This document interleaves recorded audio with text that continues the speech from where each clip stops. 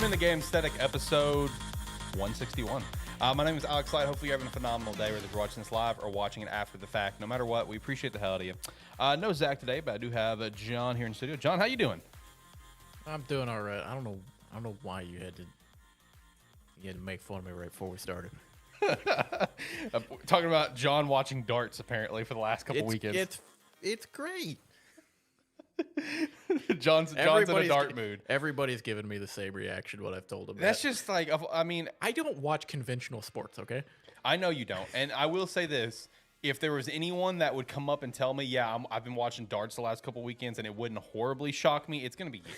All right? I don't mean that as an insult either. It's just I see the random videos that you send me of just like the algorithms you get put into. Yeah. Like, hey, watch this. And it's like a 3-hour video of something random. Here's the weird thing about it. It's not even new. Every year I get into it at some point. All right. So this goes back like 4 years. So I've known this guy since high school. He lived with me for like 4 or 5 years, and I never know that he was into darts. It's fun to watch. I mean, live your best life, man. Live your best life. Shout out to darts. The dart season just started, so go check out some darts. But also something else to check out is the state of play that took place this week. We're going to be going over that. Persona 3 Reload came out. I've played about, I think, 13 hours into it. I did win my bet, by the way. Christ. I did win my bet. I've played like 2. Yeah, I did win my bet. The bet that I had with Zach is that he bet I would not play 4 hours on opening night. Honestly, after surpassing 4, I even told my girlfriends, like, if he really wanted like a hard challenge for him, he probably could have gone for 6 to 8, and it would have been a little bit more difficult because I ended like right at like 5 hours and 45 minutes last night. So like and that was like I think 11:30. So he probably could have really got me in a challenge to try if he hit 6. But I did hit 4 hours last night, so I win the bet. Shout out to that. But yeah, I'm about 12 hours in. Chat about that. I think you've been playing some Tekken. We'll kind of touch on that. Your thoughts on that one? I got some new reports that a new PlayStation Handheld's in early development. A very blue thumbnail today. I don't know if you saw the thumbnail. It's very blue. Very blue today. Very blue. So it is what it is. That's just how things lined up. Plus, there's some other random news bits. Like one is involving the live service future. That almost made the thumbnail as well. I'm not looking forward to a live service future, but I understand it, and it makes sense. So we're going to chat about that report. Plus, Palworld still popping off. So shout out to that one. It's going to be a great time. It's going to be a great time. But it'd also be a great time if you checked out some Rogue Energy with the referral link down below. Use promo code SPARK3 to get 10% off your order, as well as go to Agent Inc. and pick up a jersey as well. We'd appreciate that support, as well as come join the Discord and come chat with us every once in a while. That'd be cool. All right, let's go to 2 cams. Boom, 2 cams. We're both here. We're rocking. So it's going to be a good show. I apologize if John and I are a little on the low energy side because we are very distraught and devastated with what's happening in the world of the WWE. But it is what it is. Perhaps a Sparky 3 Perhaps a Sparky 3 Wrestling podcast coming soon. Fuck you, by the way. I was having a good night last night. Yeah, I just messaged John. I'm like, I am not happy. Contact SmackDown. Normally, I wake up to that bad news. Yeah, and then John's just like, I haven't checked it out. What's happening? I told him exactly what happened. The Rock. He came back.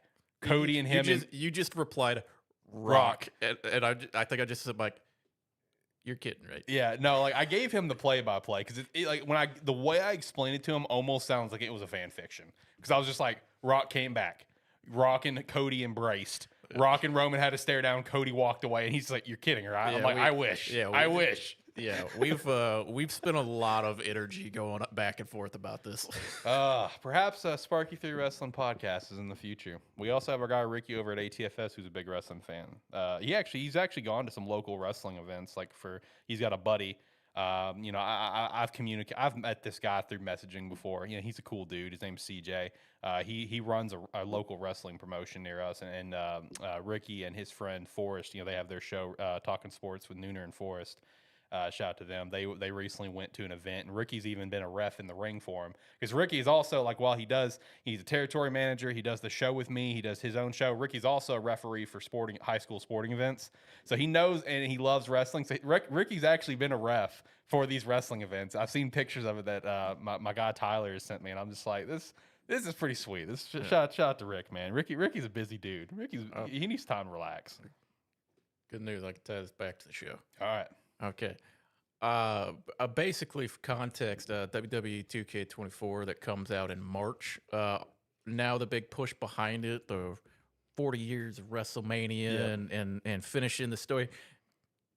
I mean, it'll be a fun mode to play through, It will but be. less context to it now. Yeah, it is. Oh, it's a very frustrating time to be a WWE fan. It was so great for so long. It was so good, like we were a week riding a ago. high for so long. It was so good, like 2 weeks ago. And now it just comes crashing down. I don't know. We'll see how it goes. We'll see. I'm not thrilled with the direction of it, but it is what it is. But what I am thrilled with the direction of is the upcoming games for PlayStation with the state of play. So overall, the state of play was actually pretty solid in my opinion. I think across the board, I personally gave it A plus because like the extended looks for games that I've been looking forward to, I loved what I saw. That was my big. I thing. didn't watch the whole thing. I kind of skimmed through for stuff that I'm excited about. Yeah, right. And I can see this is one of those ones where it's like usually around the time of like Summer Game Fest during like the kickoff show when I'm always excited for like all the like weird indie games coming out. This right here, I look at this lineup, I'm like, this is like 60% stuff Alex is looking forward to. Correct. I mean, so just going through the list, I got the full list here. You know, I've got it in order of announcement. So first, immediately let off with another look of Helldivers 2 that comes out in just a couple days. So that makes sense. Which this game, I'm actually. Are you getting it? This is a game I'm probably getting. Okay. Because it's like I didn't care at all for Helldivers. Right. Helldivers 2 looks fucking awesome. Yeah. So I actually, one thing that I did, 'cause I want to start doing this for showcases, is I did make a TikTok with all my opinion on for every announcement. And for the Helldivers, my exact words were, the gameplay looks awesome. This game's not for me, but Helldivers fans should be excited because it looks great. Yeah. Like the game's not for me, but like it looks fantastic. Yeah. It's like this is something I'm not 100% saying I'm picking it up, but this is one of the few games of the year that's been on my radar as a possible pickup. Yeah. Also, you should go follow me at TikTok at Sparky3Official. I'm doing the 366 days of gaming challenge. I still need to get up today's game. I don't know what I'm going to do yet. I've been playing Persona all day. Now, the next game, this is one of the ones that I'm excited for, Stellar Blade. I got an extended trailer with an April release date, April 26th. That one's going on the calendar. I'm looking forward to this game. The game just looks cool, man. Like, the gameplay looks sick. The combat looks great. Whenever this game was, I think called like what Project Eve or whatever it was, I don't remember, before I got the name of Stellar Blade. Like I thought I was interested in the game then. I just think the game looks great. Stellar Blade looks like a really cool game. Yeah, for me, it's one that it's one that when it comes closer, I might get excited for. Right. But it's also like I look at it, and I'm like, I'm unsure. Yeah. It's like it looks great, but I don't know if it's gonna be my kind of game. Right. So this could be one like a week out. I'm the most hyped for it, or I'm still gonna be like, pick it up on a sale or something like that. Next up, very excited for this, Sonic X Shadows Generations coming this autumn. So it's just a Sonic Generations basically remaster with now Shadow stuff. The vibe that I get from it, especially from like the leaks leading into this, think of like Mario 3D World plus Bowser's Fury port, where it's like you had the base game of Mario 3D World, but then you add this whole Bowser's Fury segment of the game. That's kind of what I picture. You have Sonic Generations, and now you have like the Shadow Generations. That's kind of how I picture it. So it looks great. I will say, as someone who didn't watch this show and really didn't pay too much attention to what was going to be on the show going into it, because it's like, I mean, for the most part, I knew what was going to be on there. Man, as someone who's just like kind of clicking through a YouTube video after the fact, seeing what's on there, clicking through and just see a shadow in the middle of the screen, I'm like, what the fuck did I miss? Shadow's back, baby. One thing I thought was so great that with him coming back in the style of this Generations game is we get to see the villain from his Shadow game. Like, there's Shadow the Hedgehog content in this game. Like, who would have thought they would have referenced that game? So I was just like, wow, that's insane. All right, so the next few things we had was like a look at Zenless Zone Zero. That's by Hoyoverse, of course. That's in development for PS5. Another look at Foam Stars. That should be out, I think, now, or if not in a couple days, coming to PlayStation Plus Essentials, and it's also on sale for $30. Dave the Diver coming to PlayStation, along with a Godzilla collab. Dude, these collabs for Dave the Diver just keeps getting wilder and wilder. They're just kind of like, if we'll ask, So they're taking the concept of it's always a no if you don't ask. Yeah. To the limit. I'm sure they present their question. It's like, hey, we were indie game best indie game of the year nominated. So I'm just saying, you should consider it. V Rising is coming to PlayStation. That came out in 2022, I think. Pretty solid reviews. Yeah, I think it was 2022. Yeah, it kind of blew up for a little bit. Yeah. Uh, it's going to get a resurgence potentially. Yeah. I mean, it's one I haven't played it, but it's kind of been on my list. Yeah. But it's also one where I'm like, I've kind of looked for a sale. Right. Finally got some Silent Hill stuff. Silent Hill, the short message. I remember reporting on this a while ago of just the name was like trademarked or whatever. We got a full trailer of that one. That game is free to play and out now. I do have it downloaded, have not jumped into it yet. It gave me a lot of PT vibes. Not for John. It's free to play, John. I'm just saying. But yeah, I'm looking forward to jumping in this one and trying it out. For John. That shit don't work for everything. So then we finally got to look at Silent Hill 2 remake. Let's not forget Bloober Team recently put out a message kind of completely blaming Konami. It's just like, Konami, our partner, Konami, really highlighting Konami that it's kind of their fault. So finally got to look at that game. No release date though. And then Judas. I don't know if this was previously announced or if this was the announcement trailer. I don't know. But a lot of BioShock vibes. Oh, this one. Yeah. Yeah, a lot of BioShock I couldn't vibes. remember what it was because I think this is the one where like I clicked into it and it was like partially into the trailer where I clicked on the video at. Yeah. And the first thing I said was, "Man, this looks like BioShock." Yeah. No, that was the reception from everyone was BioShock. It's like That's what it looks like. I haven't even played BioShock. Yeah. And I look at it and I go, this feels very much the same. Yeah. So like the general reception from this is like everyone was like just beyond stoked. It's like, dude, yes. Something that looks like BioShock. It's BioShock basically. Let's go. So like there was like a unanimous like let's fucking go when it came to Judas. A couple VR games. One looked like a great VR game and one looked like a VR game. We had Metro coming back with Metro Awakening VR, and then we had a little trailer for Legendary Tales VR. Metro looked like a great VR game. Legendary Tales looked like a VR game. That's the best way I can describe it. I mean, that's like when it comes to VR games, the best compliment I can give a game when I watch a trailer that's a VR game is I couldn't even tell it's a VR game. Yeah, exactly. That's a great compliment. It's like but I mean, like you said, sometimes it's just going to be a VR game. Did you actually watch the full trailer for the Legendary Tales? Okay, so there was one clip that I saw someone share on Twitter that like I didn't even mentally process when it happened, but like in the trailer, but like like looking back on it, it's just like that is so stupidly funny to include. There was one like quick shot they showed where whoever was playing was just beating the fuck out of a skeleton on the ground like repeatedly for like 3 seconds. It's whack, whack, whack, whack, just beating it. It's just on the ground laying there, and I'm just like, that is hilarious in context. Like now that I look back on it. It's also just one of those where it's like the dumb little moment. It's like know your player base. Yeah. It's like because it's one thing I've seen. It's like because I've seen videos because I think back to, and this might be one of the worst examples that I can come up with in my head. Yeah. And it was just the difference in ways that like the advertising companies, developers, and everything, the way they present their game for trailers, and it was Division 2 when they were showing like the initial gameplay trailer for it, and it's like they show a squad of people doing a mission, and it's just like them. They're like calming back and forth, like it's an actual mission that they're going into, and like saying that they're sneaking up on them, trying to time their fire. Then you cut to like a group of people that are actually playing. And it's just like, because I've seen an old video that was a comparison of it, and it cut to a smash cut of like 4 people emoting and screaming at the same time, and then charging into battle. And I'm like, that's the difference between what they think we're doing and what we're actually doing. Yes. And it's like, in some of these games, it's like, yeah, just show off what someone is actually going to do in this game. Yeah, it's beat the shit out of a skeleton. It's like somebody's going to see a skeleton on the ground and walk over to it and see if and try to hit it a few times. Yes.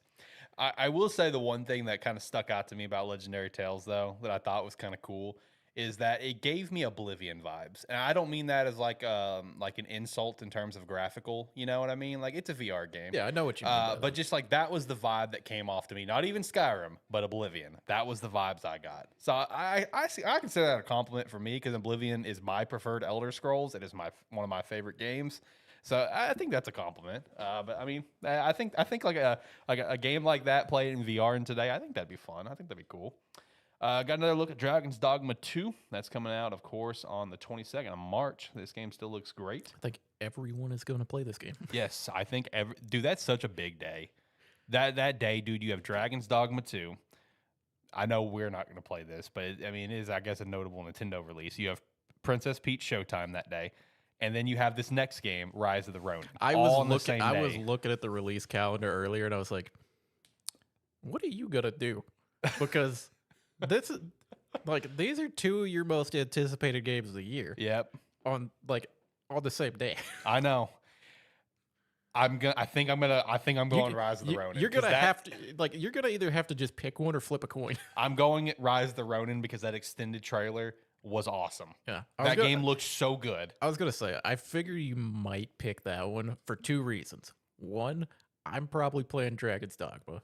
Yeah, and two, you have talked way more about Rise of the Ronin than you have Dragon's Dogma. That's fair. That's fair. And you've been way more excited for that. You are correct. And he's also correct in the narrative of if there's two big games coming out around the same time, if I know that like one of them are going to play like one of them, I'll play the other. Because it's a great example, God of War Ragnarok, Sonic Frontiers. I knew he was going to play Ragnarok. So I got Ragnarok the same day he did, but I played Sonic Frontiers instead so we could talk about it. I think you liked it better. You liked Ragnarok better than I did. I love Ragnarok, bro. It's one of those where it's like, I loved it, but you came into it with like lower expectations. Yeah, I did.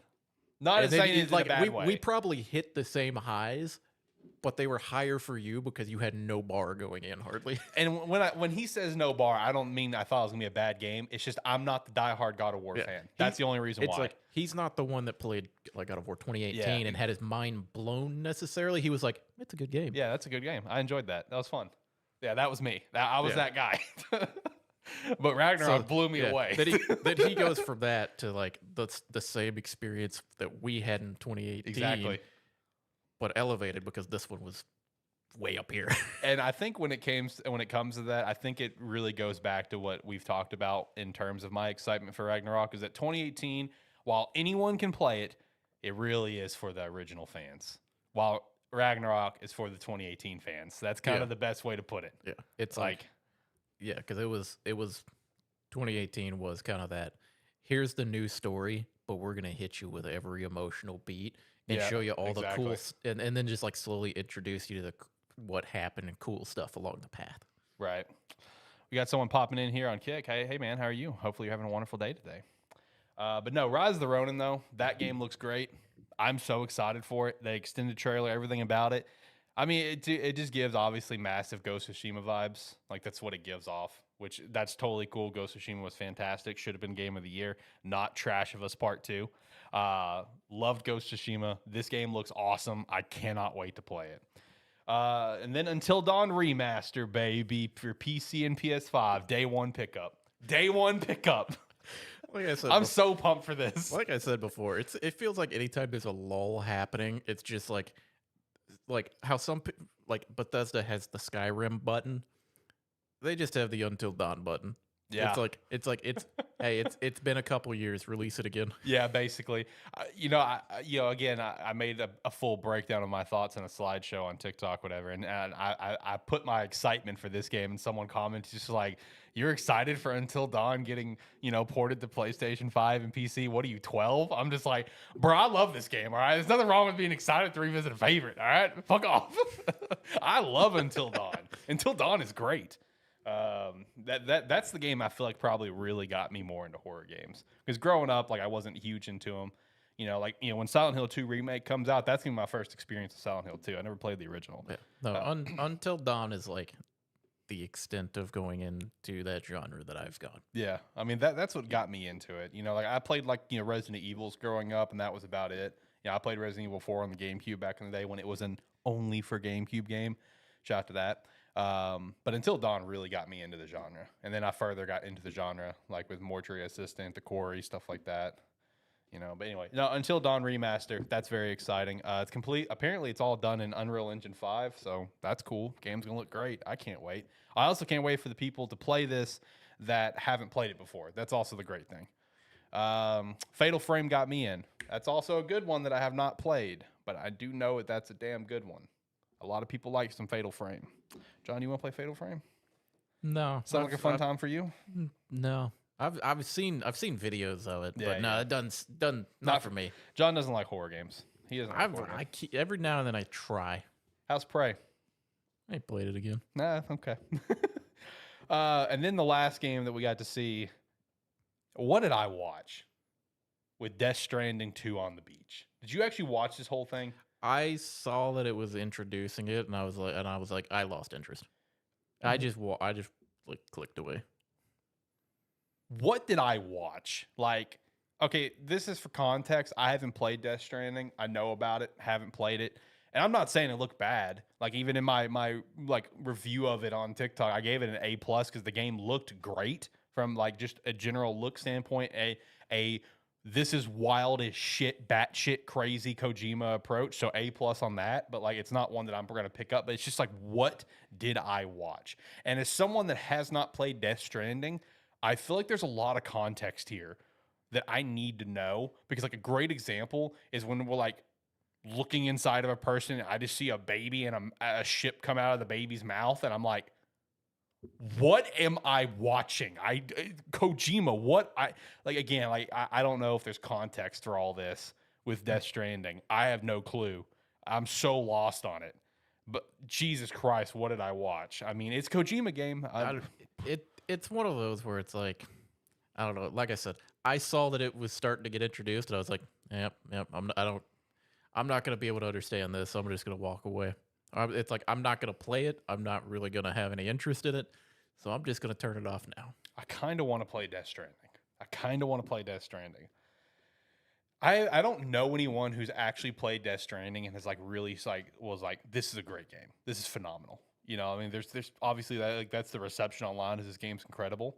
But I was like, I don't know anyone that has. So it's like, if there's someone watching this that's played it and you love it, please sell me on it. I don't know anyone that's personally played the game. Yeah, I don't know either. Like, please sell me on this. If you're watching this and you've played, in the comments, on the video after the fact, watching, whatever. Sell me on this game. I want to know. It's like, do I need to pick this thing up, the director's cut, whatever. Kojima also announced he's got a new game in development with Sony as well. It's a next-gen action espionage, which a lot of people were catching that he did say next gen. So I was like, did they just announce a game for the PS6 and we don't even have an announcement for the Switch 2 yet? Yeah. Like, is that what just happened? Yeah. Well, that's what it sounded like. That's one thing. It's like, at least Kojima's very aware of the fact. He's like, I'm going to make a game. This game is going to take me a fucking long time to make. Yeah. To do what I want to do. It's not. It's like this generation is gonna be gone by the time it comes out. Right. I mean, shout out to that, man. Then we did get the next state of play is set for the 6th, so just a few days from now, and it's just gonna be Final Fantasy VII Rebirth focused. So that's cool. But overall, state of play for me, I'd give that thing an A+. Lots of, like, again, Stellar Blade looked fantastic. Sonic Shadow Generations day one pickup. Okay, Until Dawn, that's awesome. The 2 Silent Hills look great. Dragon's Dogma looked great. Rise of the Ronin extended trailer looked awesome. I'm here for this state of play. This state of play was awesome for me. Yeah, I mean, this is one where it's like, while I'm only excited about like a couple games on this list, I can also look at it and go, this was a good state of play. Yeah. For people that are gonna play a wider range of games than I am this year, this is everything that you wanted. Yeah, it's like the only thing that's missing from this show that you're not getting any information about, you're getting information in a week. Yeah, exactly. Big true. I know one thing that I saw some people like asking, like on whether it was on TikTok or Twitter or whatever the case is, asking about, like, was there any, like, why wasn't there any Spider-Man 2 news? In case it was missed, because it was a very like throw it out there, move on. Insomniac did put out a tweet, I think, like last week. just giving a general update. Like, hey, we're still working on New Game Plus. We're working on a lot of other updates to go along with it. Still needs a little bit of time to cook. And I saw even people was like, but Insomniac, you said it was going to come out in January. Insomniac claps back, no, we said it was coming out early 2024. That is like a window. Okay, we never said January. That you guys got that in your head. And I was just like, shout out to you, Insomniac, clap back. You know, with all the shit you guys went through at the end of the year, clap back a little bit. It's one of those where it's like, not every developer, but some developers, they've earned the right. Yeah, it's like some developers are like, okay, it's like, yeah, just sit over there. It's like sit over there, kind of quietly do your work, and we'll be happy when you release something. Don't come talking back because you made some problems. It's like you made some mistakes. Yeah, exactly. Where it's like Insomniac, it's like they've been through so much. It's like you just sit there, you're like, get them. Yeah, do it. Do it. All right, so let's hop over to Persona 3 Reload. Like I said earlier, I've played about like 12 and a half, 13 hours so far. I'm about to hit June, so. I've played 2 hours. Did you enjoy your 2 hours? Okay, here's something I'm going to say. All right. I'm going to lead off. I'm going to hop around a little bit here before I kind of jump into it. Because initially, when you first start the game and it kind of goes through the opening cutscene and everything for it, cutscene goes hard. Yeah. Because like 4 seconds into the cutscene almost, or it's like you kind of look out over the sky and then it immediately transitions to a girl holding a gun to her forehead saying, pull the trigger. And I'm sitting there, I'm watching, I'm going, man, they're just not fucking holding back. Yeah, they're going all in. Here's what I will say. When you were saying like, if Zach wanted to challenge you, he would have told you like 6 hours or something. Yeah, does not surprise me because the only reason I stopped playing the game was because I had to come over here. Yeah, I mean, dude, time flies. Because I will say, I was going to start playing it this morning, but it was weird. I downloaded it on my computer, and then I moved over to my recliner, and I wanted to play it on my Xbox, so I had to re-download it. Oh, yeah. So, and then, like, I got distracted, like, cleaning and doing other stuff today. So I didn't end up playing it much, but I think I'm probably going to play this one more. I don't know what it is. Inherently, this game has grabbed me more so than, like, Persona 5 did. Really? Okay. All right. Just for in the first 2 hours, it's been more enjoyable to me than Persona 5 was. Right. And also for context for anyone listening, diehard Persona 5 fan, just getting into Persona for me, light Persona fan. Our Persona fan of the show is not here today. Yeah. Our fan who owns the original Persona has played the original Persona is not here. We're light Persona fans, just for context. My extent of Persona before this game came out is I've played about 25 hours of Persona 5. Yeah. And then kind of dropped it out of nowhere. Right. Went back to it, played it for probably 6 hours, and then something else came out that pulled me away from it. Yeah. I also want to address something real quick because I had this exact conversation with my girlfriend the other day. Someone said in chat, the fact that that's how they summon their personas is fucking wild in terms of shooting themselves, whatever. I had this exact conversation the other day because I'm the one that has like the legitimate like thought that goes through the head. Man, what if like some kids that aren't supposed to play this game plays this game, loves it, sees that, and shoots themselves in the head thinking they're going to summon Persona? Because that shit's real. Like, I watched a case. I don't remember the YouTuber. I don't remember the kid's name. But there was that one YouTuber who like went psycho, murdered everyone at a grocery store, and then killed himself because he fell in love with Ember Moon from Danny Phantom, and he thought he was going to become a ghost girl. Like people can be like, they're impressionable. So like that was my first thought, like is like the fact that like they shoot themselves and that's how that is so wild to me. I will say, because I understand it's a product of its age and stuff. Yeah, I will say, like, I assumed that was gonna be like cutscene story stuff. And like you see it the one time, I did not think that every time you activated a persona, a skill from that was my thought using too. the persona, I did not think it was going to show a cutscene of them shooting themselves every time. And also shout out to this guy. Apparently, the story I just said happened 2 hours away from him, so he knows exactly what I'm talking about with that YouTuber. He knows exactly what I'm talking about. So it's just like, kids or like people like, like they can be impressed, or impressions can happen very easily, right? So that's my thought with this is like you see characters shooting themselves in the head nonstop, summoning personas. Like what if the wrong kid plays this? Which obviously they don't need to be playing it, but for God's sake, me and you were playing GTA San Andreas, getting a blowjob at like whatever age we were when that came out. It's just like, oh, well, that's happening, So it's I don't know. It's so wild to me that that's how we summon the persona. But they give fair warning going into the game, as they do all personas. You get like 3 warnings before you make it to the main menu. Yeah, exactly.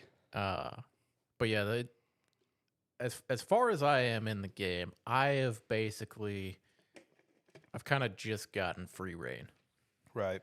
So like I've gone through your first entrance into, or like your first exploration of Tartarus, where you go through floor 1, and then I'm back to go again, and it's like that's where I got to. So I think when I ended earlier, before I came out here to start getting the studio set up, I had just finished getting to floor, I think like 43, which is the end of the second block.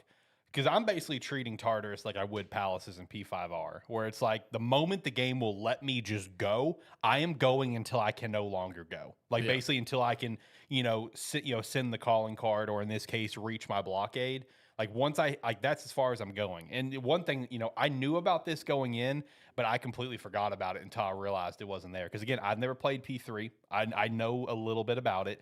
One thing that's not in the game is the fatigue system, because I thought it was, because everyone was saying, oh, if you get really tired, go ahead and retreat. If you get really exhausted, go ahead and retreat and stuff.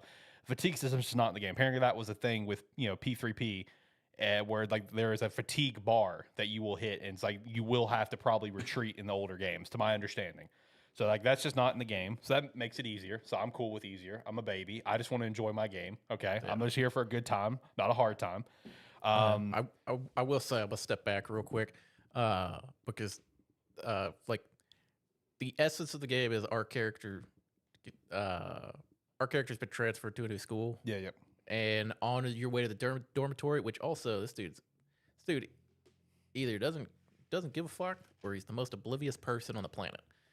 Because as soon as you get control of your character, you're walking through, and it gets dark. There's coffins everywhere, like blood on the ground everywhere. You make it to your dormitory, and everybody kind of panics. Yeah, they're like, who are you? What are you doing here? How did you get here? I was thinking the same thing. I was like, bro, do you not see the blood on the ground? Like, what? But yeah, apparently. The days have more than 24 hours. And once it hits midnight, you hit 0 hour or dark hour or whatever it's called. And during that time, normal people go to sleep in a coffin wherever they happen to be at. Yeah, just kind of happens. And then shadows and that come out and kind of go after anybody that's there. Yeah. And certain people have the ability to withstand it and can summon personas, and you happen to be one of these people. And you join a group of people to explore a tower to try to figure out what the hell's going on. Mm-hmm. And that's kind of the essence of the game, as far as I'm aware at this point. As of where I'm at now, about to hit June 1st, yes, that's still the essence of the game. One of the funny things that I immediately noticed, and I get it, it goes back to when the game originally came out, But like as someone that's only experienced Persona through Persona 5 Royal, through 2 playthroughs, like almost 200 hours of gameplay, and then like 2 to 3 hours of Persona 4 Golden, like one of the first things that like caught my eye, how basic as shit our social links look, where it's just like, I would not have known you were a social link if it wasn't for the fact that when I talked to you, just exploring, you actually had a character art. If it wasn't for that, I would not have known, because you look like a basic ass character. Because it goes to like the ongoing joke with Yu-Gi-Oh! Protagonists, where it's like, spot the protagonist, because it's just so clear. That's how P5R was. It's like, spot the important characters. Well, it's pretty easy to do. P5R was kind of like, here's a gray or black silhouette, and then here's a fully rendered person. Yes. But yeah, exactly. No, it's like pretty much anytime I have the ability to explore and walk around, Yep. anybody that I see that has like a little exclamation or like a little dots above their head or Yep. something, I'm like, I'm gonna go talk to them just to make sure I don't miss something. Yeah. One thing that I already really like about this game, as playing it for the first time, is I always love the little things in games, especially like in throughout P5R. I love all the little stuff because I mean, the gameplay is great and all that. That's fantastic. But like, it's kind of like how you were with Digimon Survive. You were more here for that. After a while, you're like, fuck the gameplay. I want to get into the other stuff. That's how kind of I am a lot with Persona stuff. One thing that I immediately, it's a little thing that I've noticed is I love the personality on all the teachers because like the teachers in P5R, it's like besides, Kawakami because she's a Link, obviously.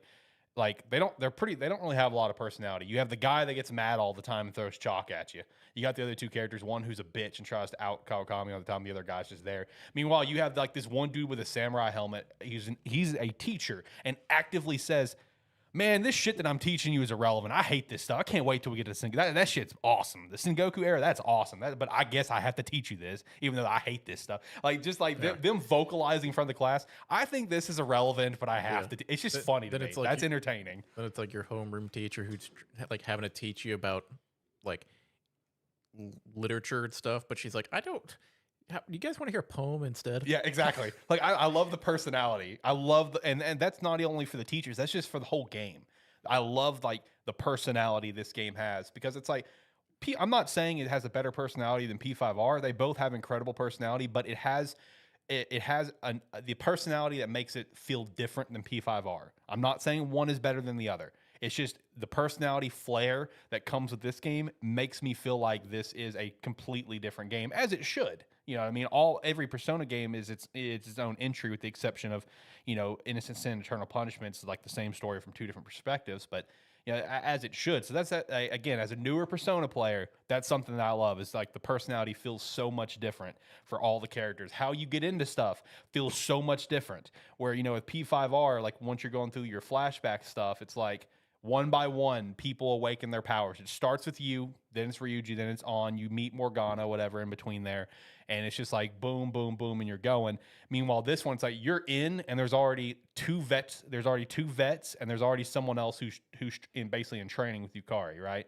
It's just a whole different approach, a whole different kind of. And every Persona game feels different. From the couple hours I played for Golden, now this, and now P5R, all feels different as it should. It's all standalone entries, but like.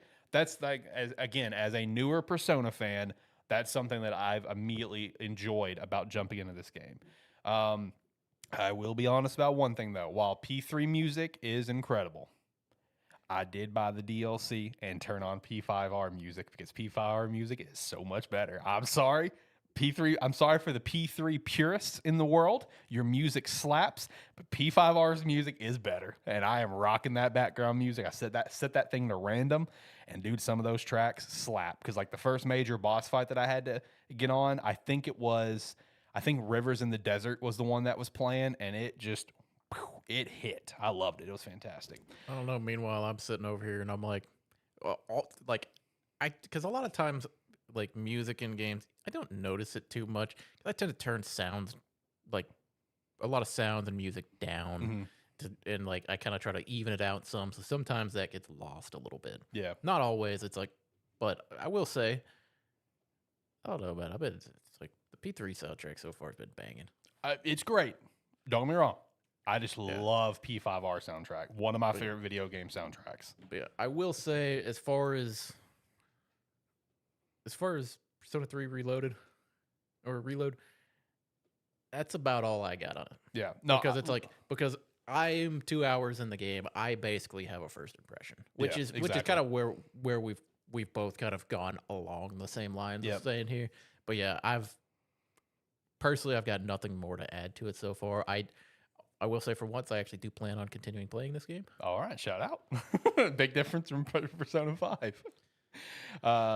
Diary of Defeat says, shout out to the cop who sells kids guns. True. There's the cop that sells the kids weapons. Shout out to that.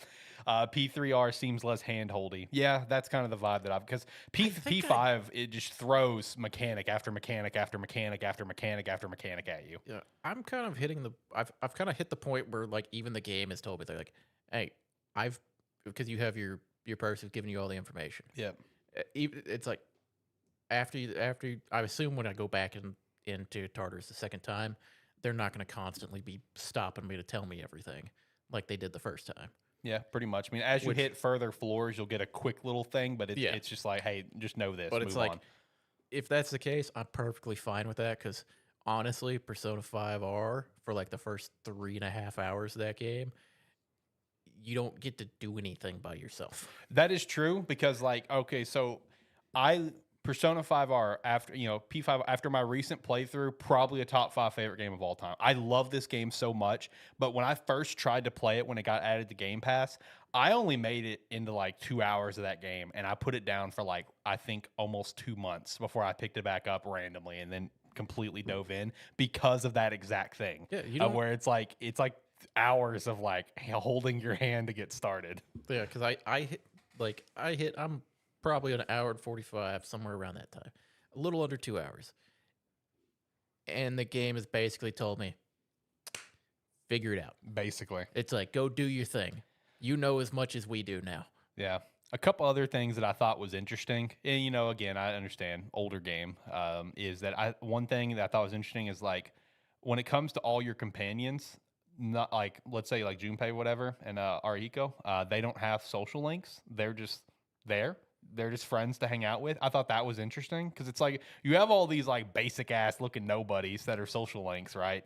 Like like the magician dude or whatever. Like they all look like, again, I would not have known they were a social link if it wasn't for the fact when I talked to them when I first got to the school, and it gave them a picture, and I'm like, oh, okay, I guess you're an important character. But like Junpei and I, like you can hang out with them. They'll hit you up. Like Junpei will hit you up at some point in May. She's like, hey, we haven't really hung out. Let's go hang out.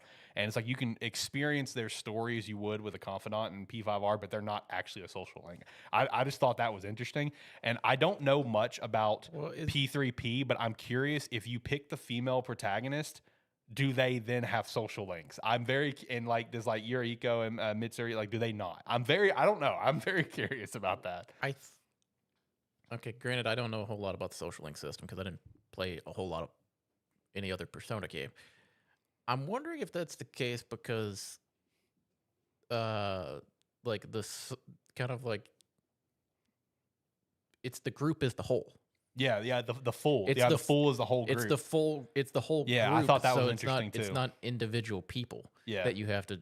It's like as long as you're doing stuff with as a group, you're good. Yeah. See, I thought that was interesting too when I got. Which I will say, I've now that you say that like you don't have to do it individually with people. I'm like, that's nice. It's like because it's like we're gonna be fucking doing shit the entire game together. Don't make me have to go do extra shit. Yeah.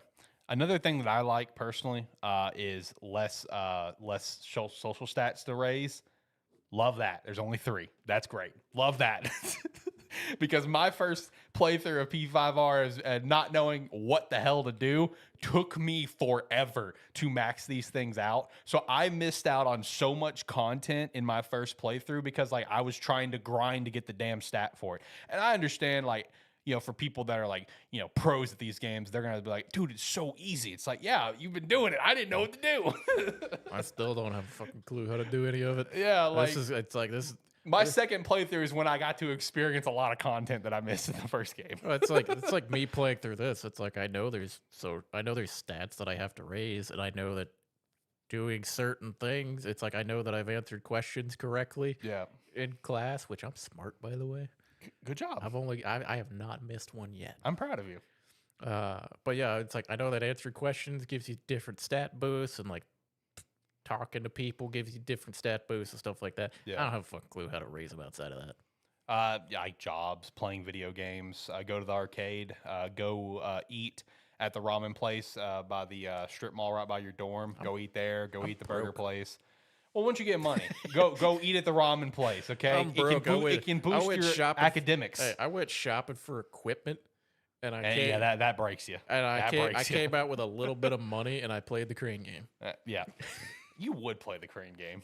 This son of a bitch, man, like with his old truck, his entire dash was nothing but stuff he won from crane games. Yeah, I had too much piled. I had to swap them out all the time because I there was too much stuff I couldn't see. Man, shout out to your old truck. What was it called? Was it Onyx? I don't. I don't know. That's been. I just that's know been so long. I named your car Thor, but you disagree with that one. I couldn't have even told you that. Yeah, sleeping in class raises your strength somehow. True. If you choose to sleep in class, that'll raise your courage. Whatever. If you stay awake, it raises your knowledge. Yeah, it raises your knowledge. So I've done both. I did the sleeping the first time because I was like, well, they just talked to me about it. I might as well try it. Yeah. And then the next time I was like, well, do I get anything if I stay awake? Yeah, exactly. Another thing also, anytime you go to Tartarus, the next day, go visit the nurse's office. You get a free courage boost because he gives you some medicine because you're tired. So free courage boost every time you come back from Tartarus. Keep that in mind. But yeah, just there's lots of ways to do it, which is great because like I'm already about to hit June, and I'm already halfway for all three because the max is 6, and I'm at 3 for all 3, and I'm like, okay, this is a lot better progress than it was for me my first playthrough of P5R. This is great. This is fantastic. I'm loving it. But no, like 12 and a half hours in for me, about to hit June. I am so hooked. Like I was hooked almost immediately just based off the vibe. You know what I mean? The vibe alone, like, all right, I'm in. I would say like this game grabbed me much quicker than P5 did. Yeah. Which is also funny because it also hooked me kind of during the same like okay, we're gonna hold your hand and walk you through so that you understand what's happening and you don't get lost immediately before we unleash you to do whatever the fuck you want in a game that you don't understand. True. And it's like even during that period, I'm like, I don't know. It's like I don't know if it's probably not the character. It's probably just the vibe, like you said. The vibe of the game it resonates with me better. Right. I'm very excited just to completely kind of get further because, like, again, already stressed it. Love P5R, top 5 favorite game of all time. Any sort of list I ever see of ranking Persona games, like a general list, people always put P3 at number 1 and P5R at 2. So I'm like, I am so ready for this. Like, I had such high expectations coming into this game because of that sort of narrative that I've always seen, and so far it is absolutely hitting my expectations. It's fantastic. Yeah, I am excited to continue playing it. I will say I'm gonna go ahead and let you know right now. All right. I am not committing to beating this game. I know. And playing through it. I know how John works. Here's what I will tell you. Okay.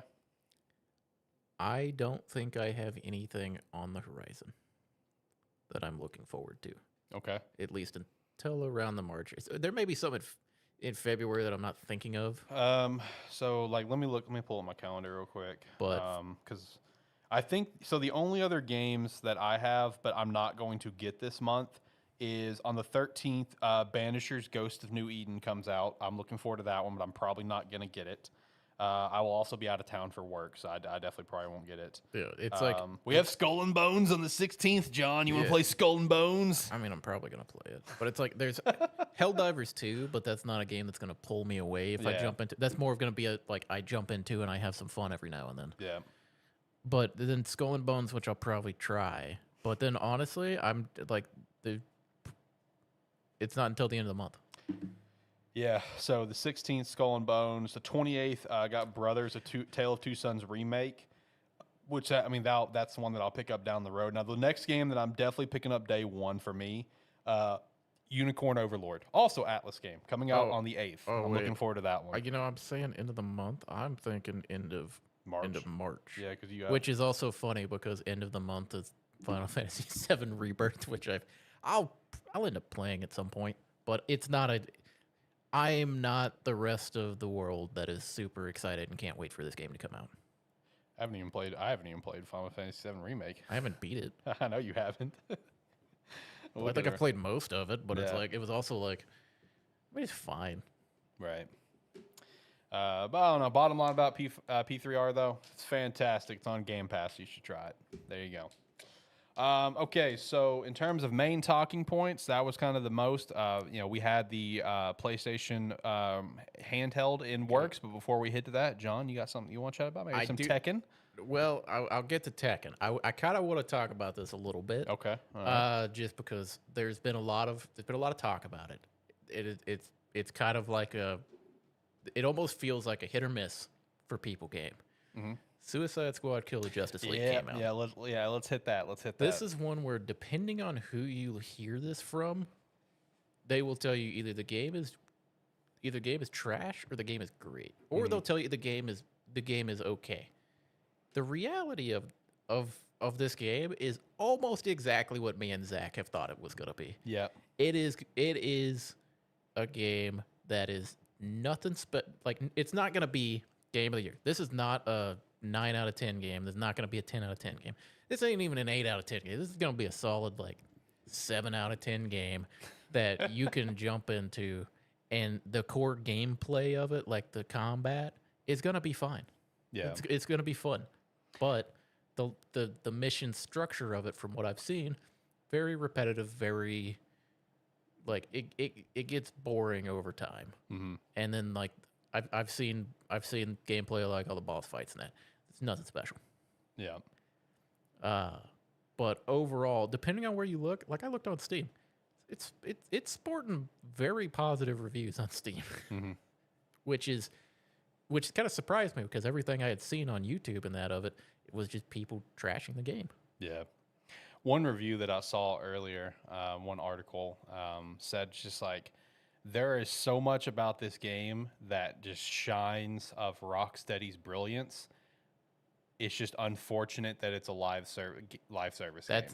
That's a big aspect of it. Is the fact that they had to try to cram it into being a live service game means the core gameplay loop has to change to accommodate that.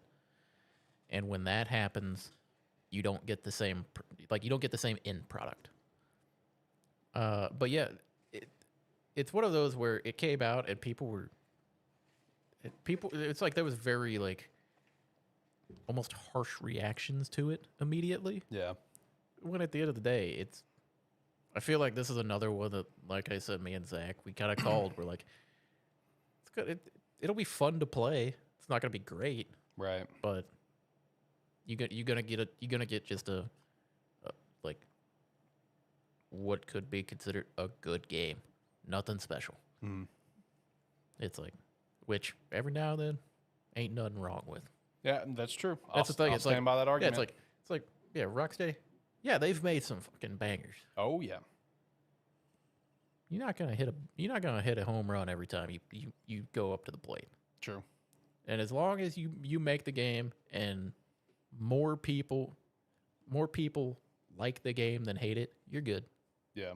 It's like, and that's what seems to have happened here. It's like it's like a volatile topic almost, just from people. Like, it's one of those games where it's like people say it's like, yeah, I'm enjoying playing the game, and people are like, how can you like that?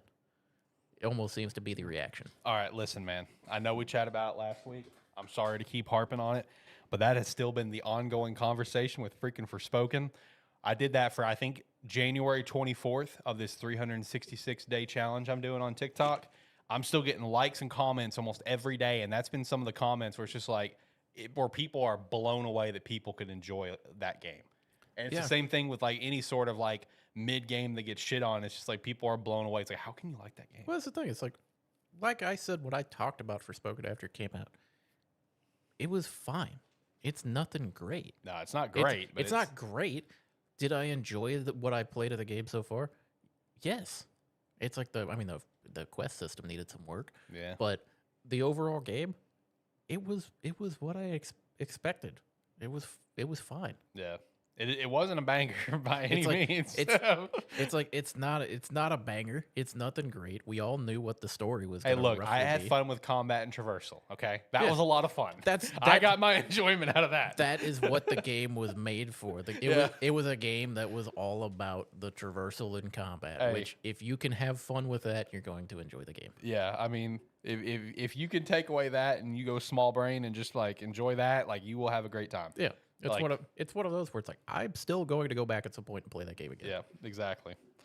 But yeah, no, the Suicide Squad reviews, man, it's been interesting. You know, I've seen a lot of like, okay, this game's not as bad as I thought it was going to be. A lot of 4 out of 5s, you know, 3 out of 5s. There's been one universally agreed upon statement about this game that I fully embrace, and it's the game is not worth $70. All right, that's fair. It's like even people that are leaving positive reviews and saying the game is good, the game is fun, I'm really enjoying my time here.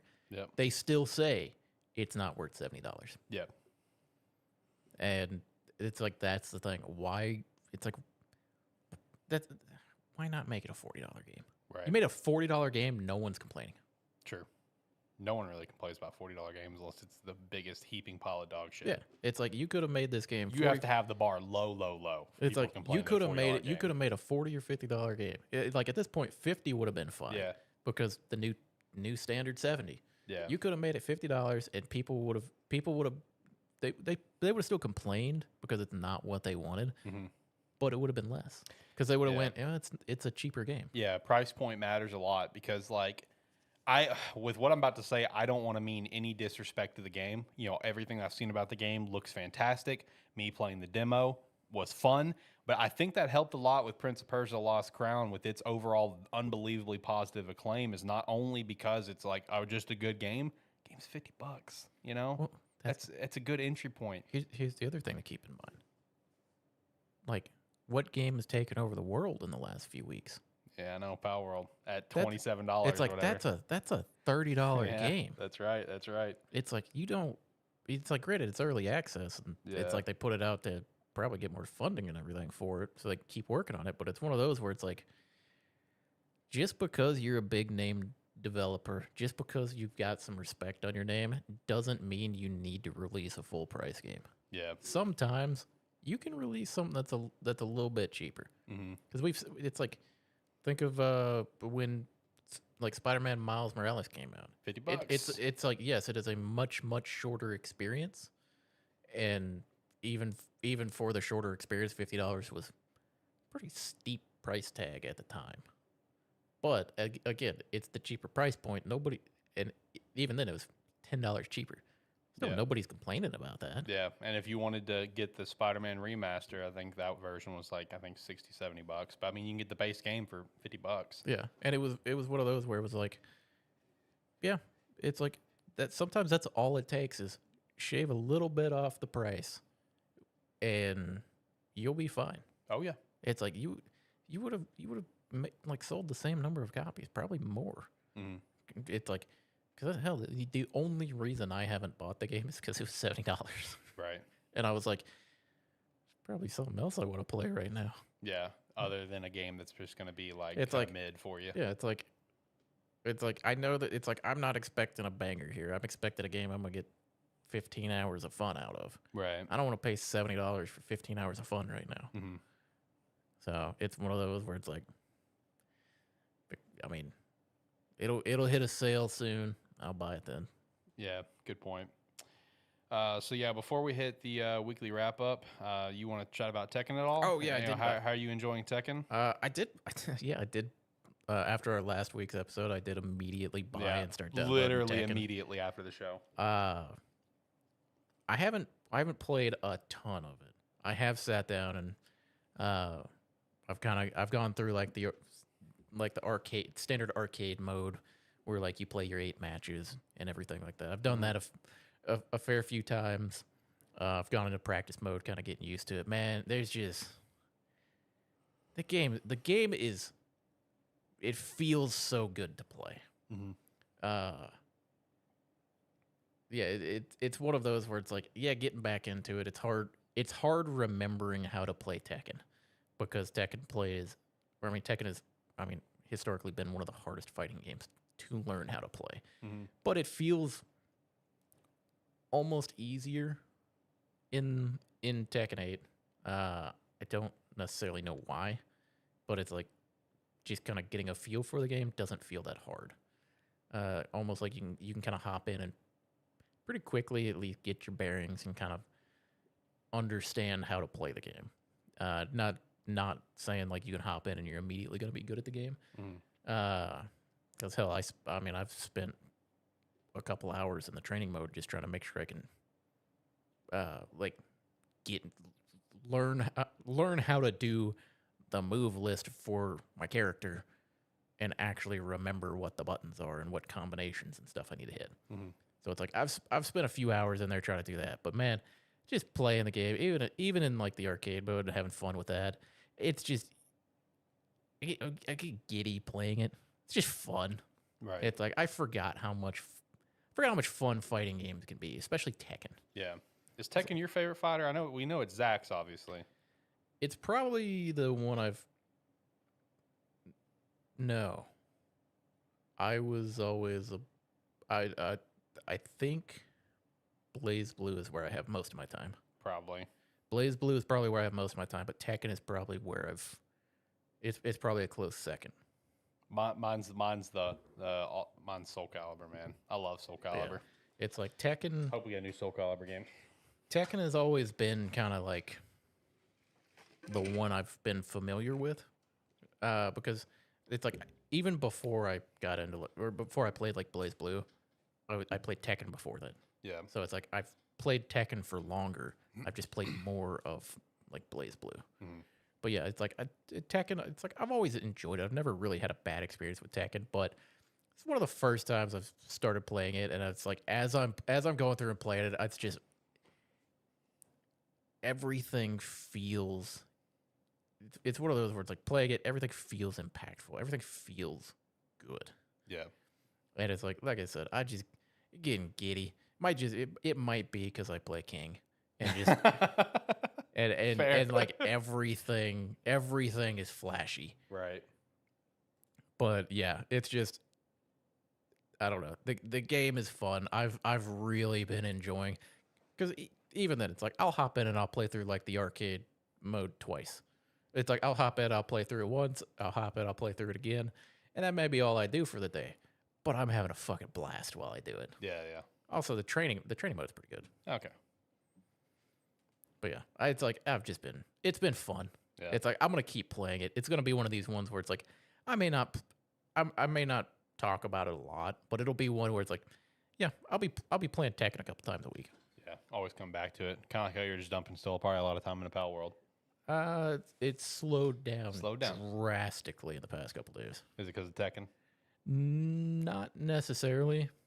I think a little bit of it's got a little fatigue. Okay. Because I played. I mean, I was almost maxed out. I played a lot of time. I played 100 hours on or like 110 hours on my world, and then a buddy of mine set up a dedicated world, so I hopped over there, started from scratch, and I've put another 50 hours in. Yeah. On that one, so it's like It's like there's a little fatigue. Need a little. I'm just stepping back, playing some Persona for now. Yeah. That's all I'm gonna be playing right now. So like as soon as we're done with the show, going to get some barbecue. Then I'm gonna go back to Persona for the rest of the night. You got some stuff to do tomorrow, but tomorrow night play some more Persona, and then unfortunately I will be going out of town for a couple days. So what I did pick up though is I still Persona. I picked up Persona 5 Tactica for Switch, and I'm gonna restart Tactica. Why don't you ever just buy the game originally for Switch? Because you know you're gonna go out of town. Because I wanted to play it on Game Pass, John. Okay, is that wrong? Is that wrong for me to want to play something on Game Pass? The answer is no. When it's gonna be your travel game, yes. Because then you have to start over. I also really want to play Persona 5 Strikers. I really want to get my hands on that one too, but I haven't bought that one yet. But I do have Tactica. It'll be here tomorrow, so I'm looking forward to just restarting that because I really enjoy the gameplay for it. But you want to hit the weekly wrap up? Get out of here. Anything else you want to chat about? We're not going to talk about darts. No. Give me just a moment. I played something weird earlier. Oh, played something weird, like a Zach weird, like the stuff that like he'll find, or like what kind of weird we talking? Like the game that you and Zach have recently played, kind of strange. Okay, so I found this game earlier on Steam. All right. It's called Kaitamon Hyper Auto Battlers Prologue. Okay. This is a roguelite auto battler monster catcher or creature catcher. Okay.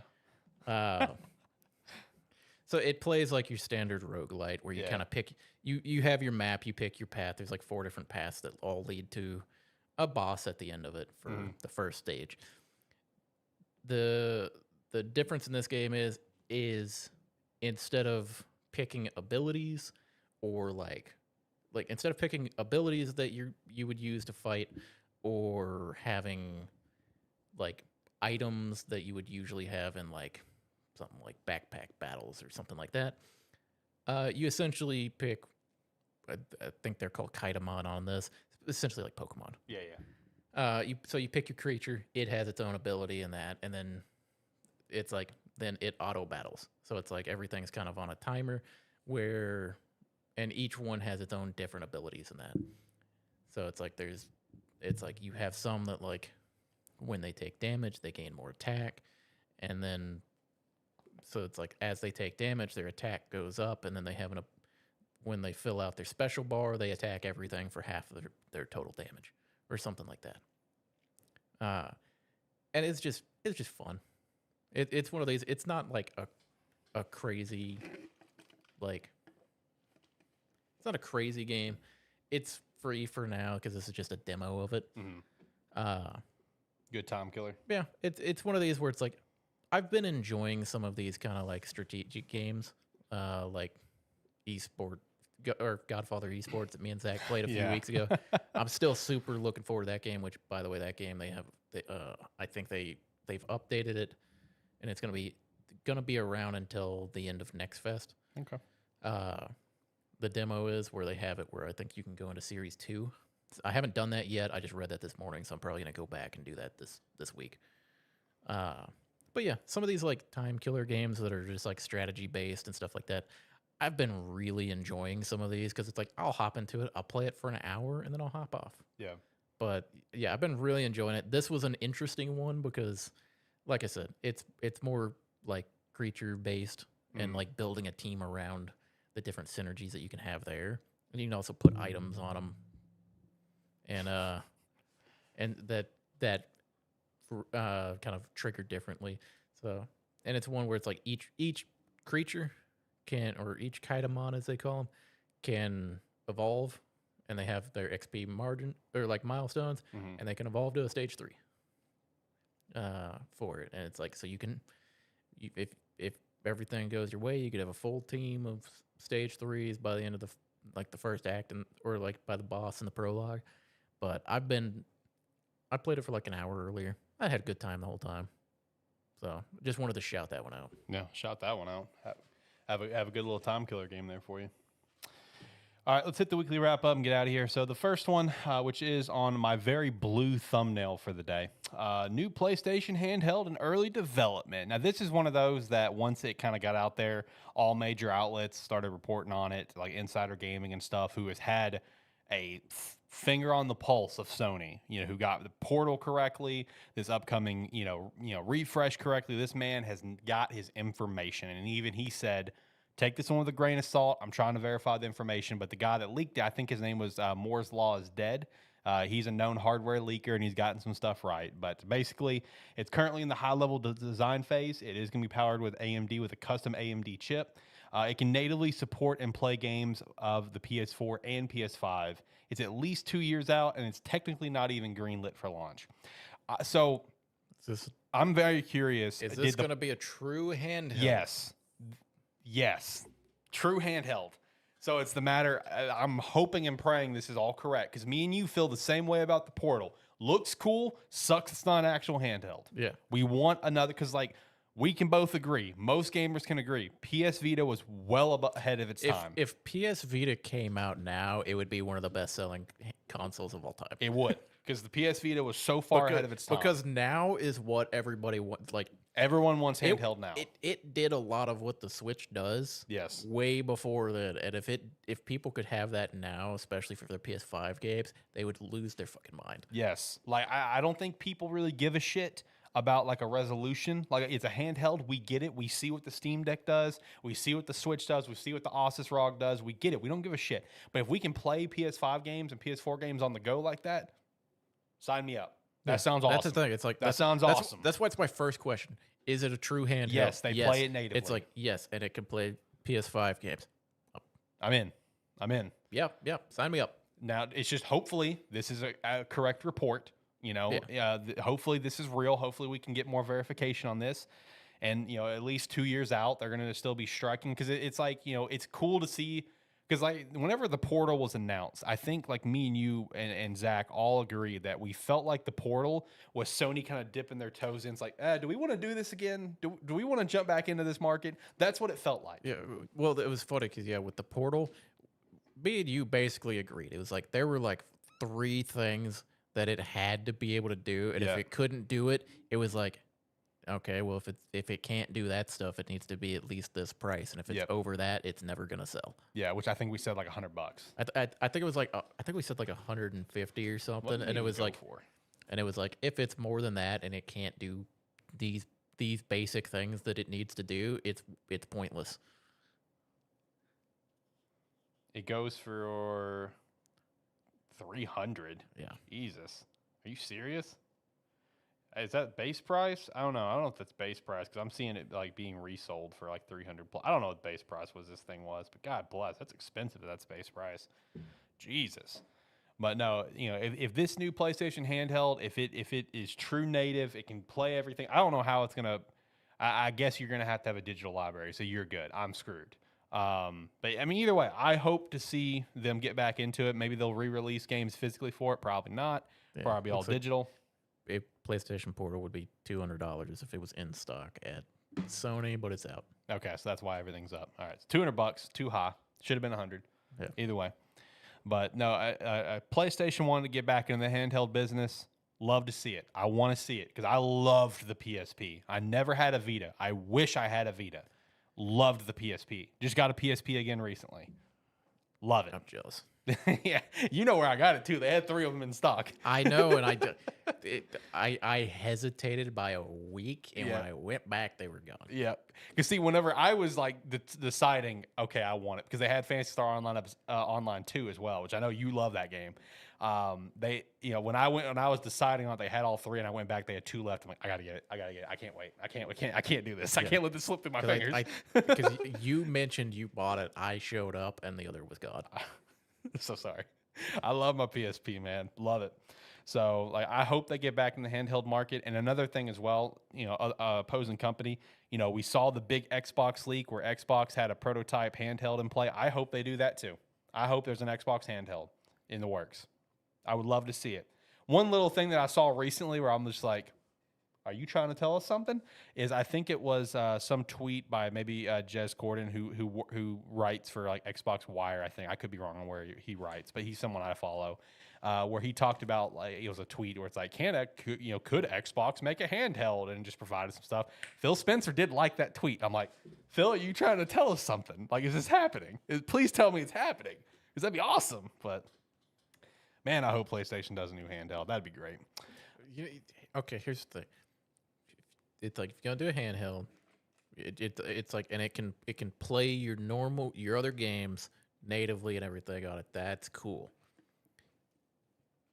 If I can have the ability to stream console to like connect them and stream like whatever's on my console and just take it and walk away and then seamlessly transition back and forth as well. Win. I'll win. I'll buy it for that. Big win. That'd be great.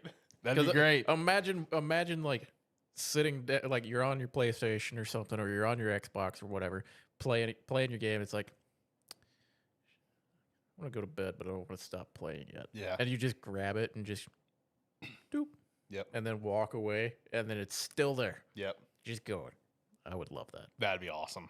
Man, I'm hoping that this is real. I hope it's real. Because you know what could do that? The Vita. Yeah. The Vita was great, man. I love the Vita. I wish I had it, man. I loved it as a concept. I love seeing all the stuff about the Vita. Everyone that I've ever known to own a Vita loved it. Man, I want a Vita. Next thing up is involving the live service future that's quickly approaching. There was recently a 47-page report published by Griffin Gaming Partners where they interviewed studios all around the world about games as a service. 65%, or an exact number of 540 game studios, are actively working on a live service title. Studios view live service as a key to longevity, which, if you can nail it on your live service game, you are correct that it is a key to longevity, but you got to nail it. Here's the problem. Even the big players in the market don't nail it every time they put something out. Look at Destiny 2. Every other expansion that comes out is the most hated thing that they've ever released. Every other one. Every other one. And it's like, and that's one of the success stories. Yeah, I know. That's one of the successful ones. That's one of the OG successful ones. It's like most of these games, it's like they either thrive off of a small, dedicated player base or they're gone within a year. Yeah. It's like, I'm not a huge fan of everyone trying to make live service games. I hate it. I hate it. You spending 3 times the resources to try to make a live service game when you could have made one good like single player game. Yeah. Or like one good like co-op or multiplayer game. Right. It's like, look at some of these other games. It's like they're it's like as long as you make a really good multiplayer game, it doesn't even have to be a complex game. Mm-hmm. But it's like, as long as it's good, you'll have enough people playing it. Yeah. So it's like, I don't know. I'm every now and then I get into a live service game, but most of the time I don't want to. Yeah, it just kind of happens. Yeah. Yeah. It's like, usually it's like, if it happens, it's like, oh, I got into this game and it happens to be live service. Mm-hmm. It's like, I don't seek them out anymore. Right.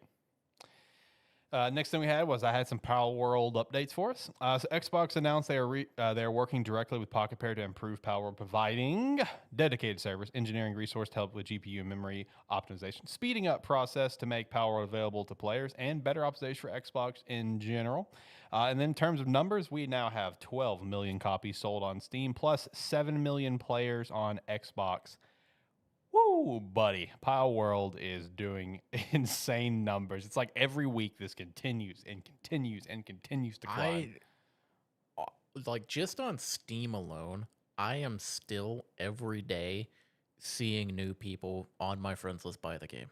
That's awesome. It's like that's awesome. It's crazy that I'm still seeing people that have like, because it's one of those where it's like, I can understand, like, okay, yeah, maybe you waited for payday to buy the game and your payday was like a week and a half out or something. So you're like, you're a little bit behind the time, but it's like, it's been weeks and people are still buying it possibly for the first time.